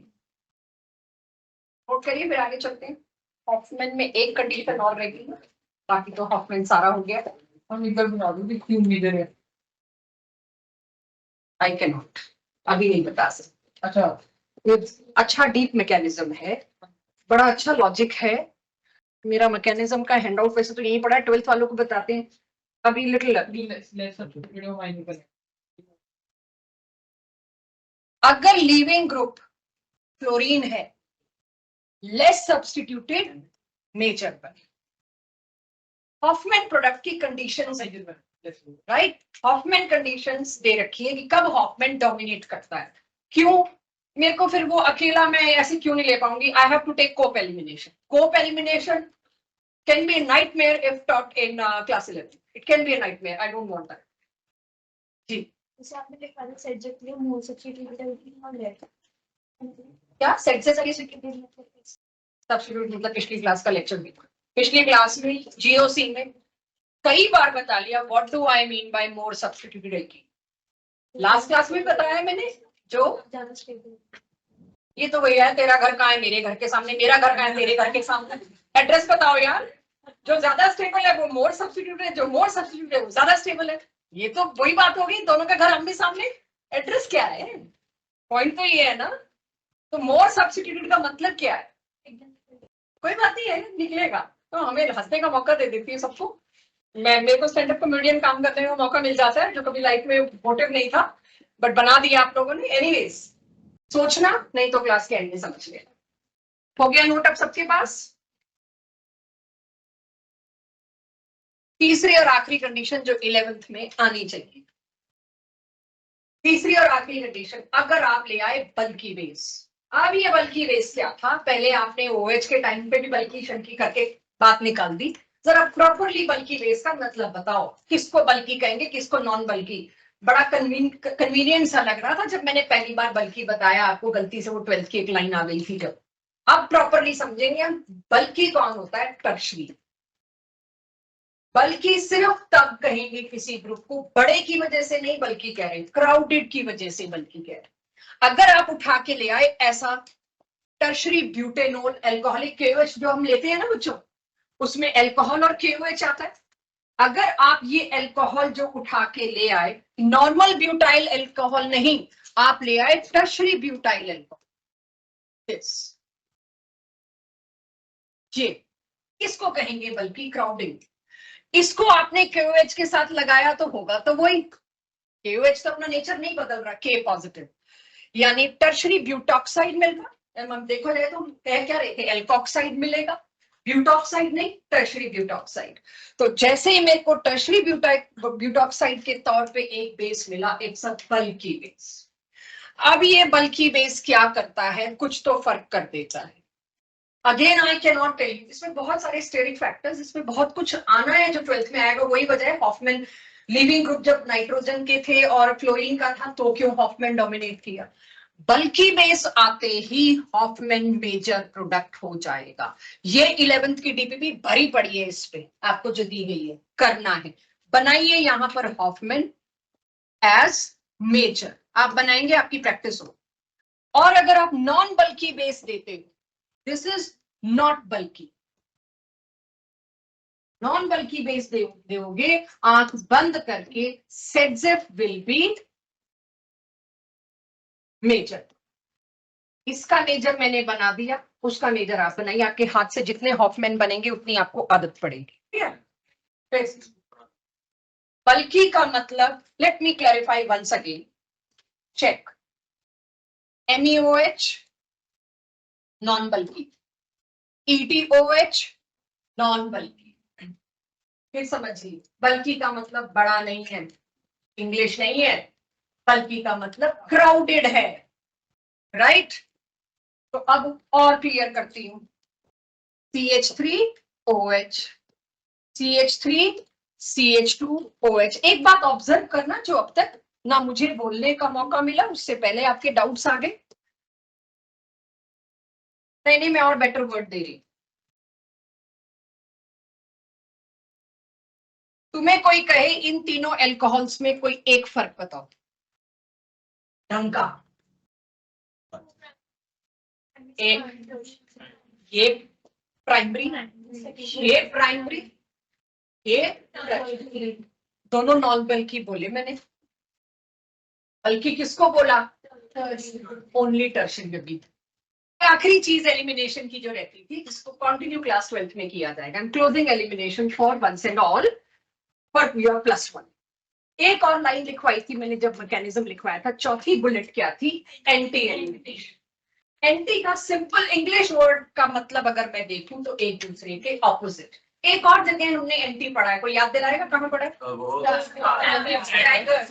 जो हमने ब्यूटेन की फॉर्म्स देखी थी, उसमें CH3 और CH3 180 डिग्री एंगल था, उस फॉर्म को मैंने एंटी कहा था, मोस्ट स्टेबल थी। तो कुछ कुछ वैसा ही, इसमें थोड़े से आपके क्वेश्चंस लेने से मैं बचूंगी, थोड़े से, राइट? है 12th का, एक जस्ट आपको इंट्रोड्यूस कर रही हूँ एंटी का मतलब, और इसको कैरी ऑन किया जाएगा क्लास 12th में। किसी को लगे तो यहीं पढ़े हैं नोट्स, फोटो खींच लेना एंटी एलिमिनेशन की, 12th क्लास के 8 पन्ने हैं बस, और कुछ खास नहीं है इसमें, आप देख लोगे। जिसको लगे वो मेरे से जाते वक्त उसकी फोटो ले ले, यहीं रखे हुए। एंटी एलिमिनेशन का क्या मतलब है? एलिमिनेशन का मतलब मैंने क्या पढ़ा? H और X halogen. it can be HCl, it can be HBr, it can be HI और sometime it can be HF. जो भी डिहाइड्रोहेलोजिनेशन हो रहा है उसकी सबसे बड़ी शर्त वो क्या है, जो दो निकलने वाले ग्रुप हैं they should be anti to each other. आज तक मैंने आपको ऐसे नहीं दिखाया कोई कंपाउंड, इन तरीकों से दिखाने को फिशर प्रोजेक्शंस कहते हैं.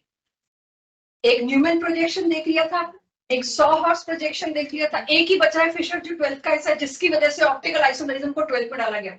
ऑप्टिकल आइसोमेरिज्म सबसे आसान है. जितना आपने स्ट्रक्चरल आइसोमेरिज्म में टॉटोमेरिज्म झेल लिया उससे ज्यादा आसान है ऑप्टिकल आइसोमेरिज्म. सिर्फ एक वजह से मेरे को 12th में पढ़ाना पड़ता है हर टीचर को, क्योंकि ये फिशर प्रोजेक्शन आपको नहीं पढ़ाएगा. तो फिशर प्रोजेक्शन क्या है, 3D को देखिए 2D में स्क्वीज कर दिया. आप देख रहे हैं ये कार्बन sp3 हाइब्रिडाइज था, ये 3D है, एक इधर एक इधर एक इधर और एक इधर. इसको स्क्वीज करके हम 2D में लाए तो कुछ रूल्स फ्रेम किए गए होंगे. ये एंगल को 90 डिग्री तो नहीं होता, तो कुछ रूल्स हुए होंगे. एक जमाने में मैं 90s और 2000 के स्टार्टिंग की बात कर रही हूँ, स्टीरियोकेमिस्ट्री +1 का पूरा एक चैप्टर था ऑर्गेनिक, बड़ा हॉरिबल चैप्टर था. उसमें फिशर प्रोजेक्शन बनाए कैसे जाते हैं सिर्फ इसके लिए पूरा चैप्टर था. 2005 में जाके उसको डिलीट किया गया, पहले IIT से डिलीट किया गया, उसके बाद फिर JEE नीट और NCERT के सिलेबस से उसको हटाया.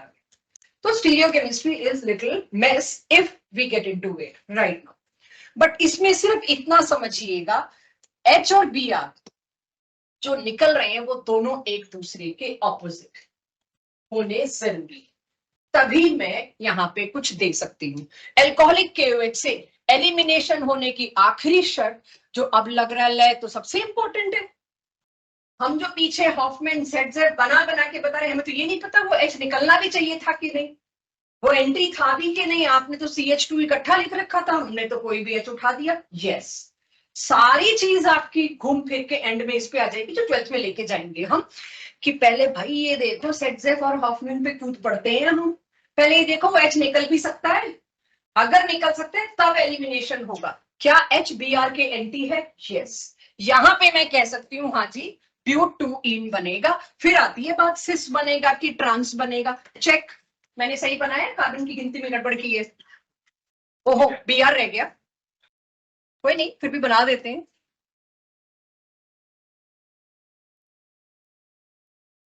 एक ही HBr निकालिए, अभी दूसरा भी निकलता है, वो एल्काइन की प्रेपरेशन में है.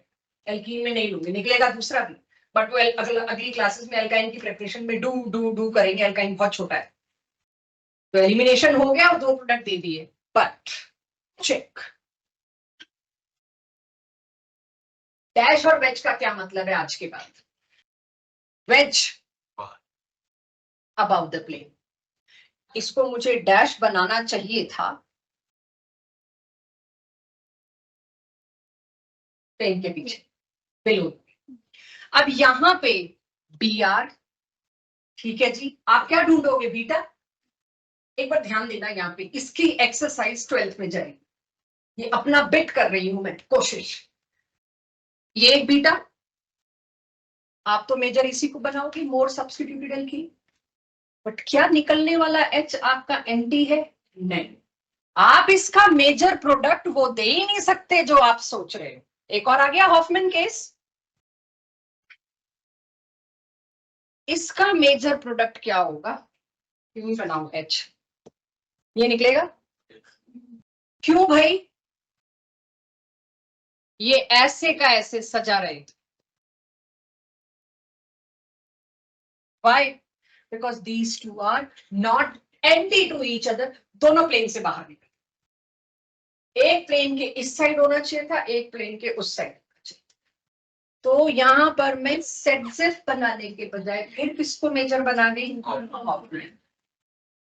क्यों? क्योंकि these two are not anti. निकलेगा ही नहीं. अब आपको हम क्वेश्चन कैसे देंगे? इस वाले हाइड्रोजन को लेबल कर देंगे स्टार लगा के, और इस वाले हाइड्रोजन, कलर्स तो यूज नहीं कर सकते, black and white question paper देना होता है मुझे आपको. इस वाले हाइड्रोजन को नॉन स्टार लगा. प्रोडक्ट नहीं पूछूंगी कौन सा हाइड्रोजन जल्दी निकलेगा, आप कहोगे ये निकलेगा क्योंकि इससे मोर सब्स्टिट्यूटेड एल्कीन बन रहा है ना. ये निकलेगा, या सॉरी इधर वाला निकलेगा, क्योंकि यहाँ वाला एक एच पक्का बिलो द प्लेन होगा, एक पक्का अबाउ द प्लेन होगा, ये उसके साथ निकल गया हमेशा। अब आप देखोगे 12th में आपको डैश एंड वेज में ही मिलेंगे आपको, वरना कैसे सपना आएगा जो कहाँ है भी है। यही इतना ही नहीं है, ये तो अभी मैंने थोड़ा सा 11th याद की कि 11th को पढ़ाना है, मैंने साइक्लोहेक्सेन ऐसे बनाया है, जो मेरा 12th वाले को रिवीजन मिलता है उसमें साइक्लोहेक्सेन ऐसे बनता है। फिर इसमें तुमको एंटी ढूंढना पड़ता है कि मैं यहाँ पर बी आर लगा दूंगी और यहाँ पर एच लगा दूंगी और एक और केस में यहाँ लगा दूंगी, मतलब इतना आसान नहीं होगा। इसमें 4 रिएक्शन पूछ लूंगी मैं, कौन सा होगा कौन सा नहीं, E1 E2 SN1 SN2। तो ये खैर 12th जाएगी, मैं यहाँ नहीं कह रही, लेकिन इतना ध्यान रखिएगा एंटी का क्या मतलब। Can we check once more, नीचे वाले में बताइए मेजर प्रोडक्ट। अब एनडीए क्योंकि मैंने अलग कलर से दिखा रखा है कि आपको दिख जाए। आई डिड माई एफर्ट कि it should be visible. Question देते वक्त हमारी कोशिश होती है दिखे ही ना, गलत दिखे, बस उसी जगह यही फर्क आ जाएगा और आप लोगों को वही करना होगा। यहां पर yes they are anti to each other. मैंने दोनों तरह के प्रोजेक्शंस में एंटी दिखा। इससे आगे का ऑप्टिकल स्टीरियो 12th में जाएगा।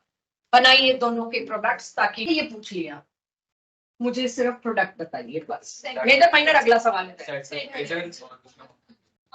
राइट, इसमें तो सेट मेजर, इसमें हॉफमैन मेजर।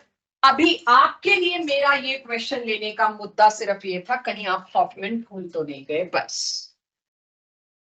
तो इसका मेजर सेट है, बनाएंगे आप, मैंने स्लाइड बना दिया, और इसका मेजर ठीक है, बना लीजिएगा इस।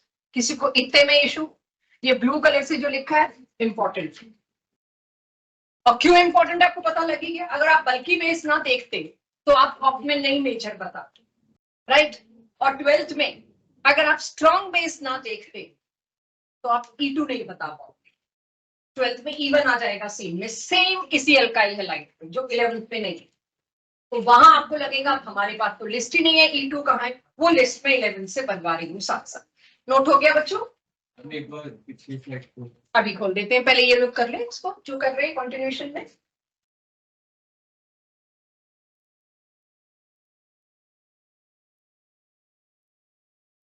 पिछले क्लास में छोड़ा था ना मैंने, वही टेस्ट है आज।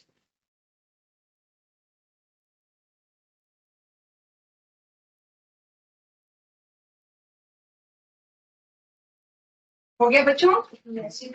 पिछली साइड पे आना है नदीश मेरे को।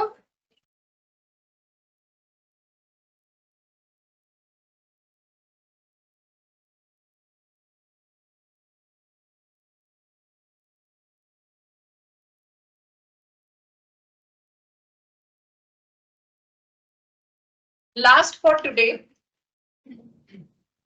एलिमिनेशन की एक कैटेगरी पूरी हुई, डिहाइड्रोहेलोजिनेशन टिल लास्ट नॉच। अब आ जाते हैं, क्या कोई और तरीके में एलिमिनेशन करके अगर हम एल्कीन बना सकें? यस, एजेंट बदलते जाएंगे। अब पुराने एलिमिनेशन को बिल्कुल भूल जाना मतलब, ठीक है। अगर कोई विसिनल डाइहैलाइड दे दो मेरे को, तो सोच के देखो, दोनों सीएल हटाने के लिए कोई रिएजेंट अगर मैं ले आऊं, ध्यान नहीं देना कि ये रिपीट नहीं करती मैं कभी ये स्लाइड नहीं, तो ये तो पढ़ा रही हूँ गनीमत है अपने आप के लिए, वरना ये तो मैं होमवर्क में डालने वाली चीज समझूंगी। सिर्फ 2 सीएल निकालने का सामान दे दो मेरे को। जिंक की लाइफ का एक ही मोटो है जो इस चैप्टर में 2 बार आएगा आपके साथ, उसको +2 बनना है। क्यों? जिंक का अगर मैं इलेक्ट्रॉनिक कॉन्फ़िगरेशन देखूं तो 3d10 4s2, अगर उससे आप 4s2 ले लो तो वो सूडो नोबल गैस कॉन्फ़िगरेशन में आ जाए, उसको तो अपना +2 चाहिए। जैसे ही आपने जिंक दिया, दिस इज अ सॉल्वेंट, जैसे ही आपने जिंक दिया उसका एक ही मोटिव है, वो ZnCl2 बना के निकल जाएगा। तुम अपना देख लो क्या करना। तो हमने क्या देख लिया अपना पाई बॉन्ड, यही है अगेन डीहेलोजिनेशन। इसको हाइड्रोहेलोजिनेशन तो नहीं बोल सकती, इसको मैं क्या बोलती हूं, या क्या बोलना पड़ेगा हमको? डीहेलोजिनेशन। कंडीशन इकलौती एक ही है बस, जिंक के अलावा कुछ नहीं। आ रही है तो वैसे तो, बट अभी के लिए एक तीसरे नंबर पे आ जाएगी सोडियम के साथ, बट पहले इसको लीजिए। क्लियर? ये कौन सा डाई हैलाइड था? विसिनस। कहीं भी अपना मेरे से पूछ के मेरे को धर्म संकट में मत डालना, बस यही है, उतना ही है, मैं कुछ भी बोल रहा हूं, क्योंकि हम अभी आपको जितना बता सकते हैं उतना ही बताएं। ये कौन सा हैलाइड है बच्चों? जमाइनल। एक ही कार्बन पर अगर दोनों हेलोजन लगे, चाहे सेम चाहे डिफरेंट, यूजुअली सेम के लिए बोलते हैं वैसे, उसे कहते हैं जमाइनल डाई हैलाइड। बहुत साल पहले हमने आईपीएस में नोमेनक्लेचर किया, बहुत साल पहले, उसमें हाँ और क्या, जो चेहरे बन रहे हैं लोगों को ऐसे ही लग रहा है, पता नहीं कब बात की थी मैम आपने, राबिन से एक्सपेक्ट कर रहे हो हम हाँ में गर्दन मिलाएंगे। जब बच्चे हाँ में गर्दन मिलाने आई टू आई कॉन्टेक्ट करके समझ आते, जब इधर उधर हो जाए तो समझ आ जाता है नहीं मैं गलत एक्सपेक्ट कर रही हूँ। सो जेमाइनल डाई हैलाइड की अगर मैं बात करूं, उसको भी जिंक दे तो यही होगा, यही होगा। ये पूछना मत कैसे, ये दोनों भी यार निकालेगा, आपस में तुम देख लो जो कर सकते हो। तो इनको आपस में एक ही बात समझ आई, और वो क्या समझ आई? अपने एच इधर उधर शिफ्ट कर आके हमने डबल बॉन्ड बना। राइट, मैंने एच लिखे नहीं, लिख देती हूँ कहीं आपको लगे।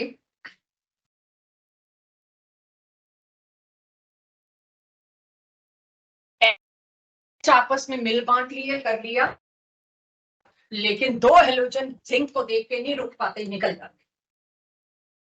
और उसके बाद एक एच इधर से इधर आया होगा, आपस यस, और क्या बन गया फिर से एक ही। मैं अब वो सारे रिएक्शन इकट्ठे करके दे रही हूँ जहां जहां भी एल्कीन बनता है, क्योंकि टॉपिक रहा प्रेपरेशंस ऑफ एल्कीन्स। तो एक तरीका है जी,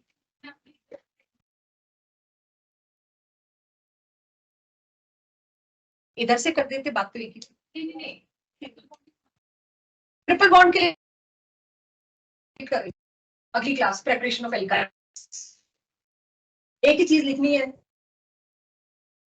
सेम एज एल्कीन, बस एक स्टेप और आगे बढ़ो, इसलिए एल्काइन से बचे ताकि तुम्हारा डाउट सही है। मतलब I am controlling my self, यहाँ पे मैं बोल नहीं पा रही, बस रिएजेंट बदल जाएगा एल्कोहलिक के वेच लेके, क्योंकि वो ये और ये करेगा, बन जाएगा एल्काइन। तो वो जब आएगा टाइम अगली क्लास में जरूर बात करेंगे। तो देखा, लॉजिकल है, ऐसे नहीं हम कोई आपको हवा में दे रहे हैं चीजें। ठीक है, बन गया एल्कीन एक और मेथड से। तो अब तक कितने मेथड कर लिए मैंने एल्कीन बनाने के? First, last class reduction, bench या लिंडला। सेकंड, डीहाइड्रोहेलोजिनेशन जो आज खत्म किया। थर्ड, डीहेलोजिनेशन। डीहेलोजिनेशन में एक्स्ट्रा एज, एक्स्ट्रा बिट, इसे दोनों का नहीं, वो एलीन है यार, बहुत कम, मतलब जिंक का और मतलब ही नहीं, जिंक अपना दो एलिमेंट लेके चला जाए, अब तुम दोनों कार्बन पे कैसे लाओ? और जहां पर दो पाई बॉन्ड है वो मेरे को अगली क्लास तक की परमिशन दो, एल्काइन वहां पढ़ेंगे, वहां करेंगे। ठीक है, अब ये एक्स्ट्रा एज है, ये 12th में भी एक्स्ट्रा एज में कवर होता है, तो हम इसको 11th में दिखाने लगे हैं कि पता लग जाए भाई एक ही जैसी चीज बन रही है। क्योंकि अभी किसी ने मेरे से पूछ लिया डीहेलोजिनेशन सिर्फ इसी से होता है, तो क्योंकि पहली बार तो कोई पूछ नहीं रहा, ये सवाल रेगुलर आते हैं, हर साल आते हैं, तो जहां जहां भी डीहेलोजिनेशन हो रहा है उसको इकट्ठा कर दिया। एक और जगह डीहेलोजिनेशन दिखेगा आपको, अगर आप एजेंट NaI और एसीटोन ले आए तो भी सेम काम होगा जिंक वाला। मैंने साइक्लिक का एग्जांपल लेने के लिए जस्ट यहां पर डाई हैलाइड बदल दिया, बस कि एक साइक्लिक का एग्जांपल दिया जाए। करिए इसको,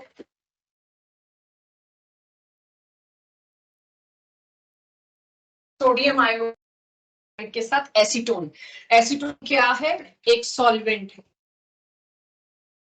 आपको याद दिला दूं एसीटोन क्या था? क्या था? हाँ, nail paint remover. Good.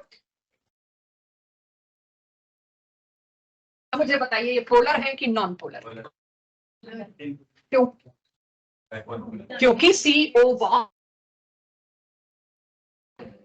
Protic है, ये प्रोटिक प्रोटोन प्रोड्यूसिंग है कि ये प्रोटोन नहीं प्रोड्यूस कर सकता? प्रोटिक मतलब प्रोटोन प्रोड्यूसर, ए प्रोटिक मतलब ऑपोजिट। प्रोटोन है इसके पास प्रोड्यूस करने के लिए। प्रोटोन कौन सा होता है? अरे यार तुम लोग ना H+, रुका करो, जल्दी बोलने से ना जल्दी का काम शैतान का, एम्बैरेस ही होगे। ये इसको मैं बोलूं ये प्रोटॉन बन सकता है कि इसको, लग रहा है ना कि भाई प्रोटिक का मतलब होता है H+ निकालना। अब तुम ये कहते हो ये प्रोटिक है, कौन सा H निकालेगा? नहीं नहीं नहीं, ये वाला H तो नहीं निकाल सकता। It is polar but A protic. वो भाई बोरिक एसिड था, ठीक है कोई बात नहीं।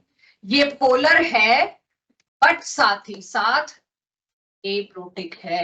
मेरा अगला साल तैयार हो रहा है। ये पोलर तो है बट ए प्रोटिक है, प्रोटॉन नहीं देता बट पोलर है। ये दो टर्म्स लानी है मेरे को, बस और कुछ नहीं। इसका क्या होगा क्या नहीं होगा क्लास 12। लेकिन डीहेलोजिनेशन हो गया सबके पास, किसी का कुछ नोट करना रह गया हो तो प्लीज। पोलर ए प्रोटिक सुन ली है शब्द? अगले साल जब आएंगे तो थोड़ा सा मेरे को मदद कर देना कि कहां बताया था मैंने, कोई भूले तो मैं कॉपी खुलवा सकूं। एक सिर्फ, मैंने अपनी कॉपी बंद कर दी, एक सिर्फ चीज मुझे बता के फ्री करिए।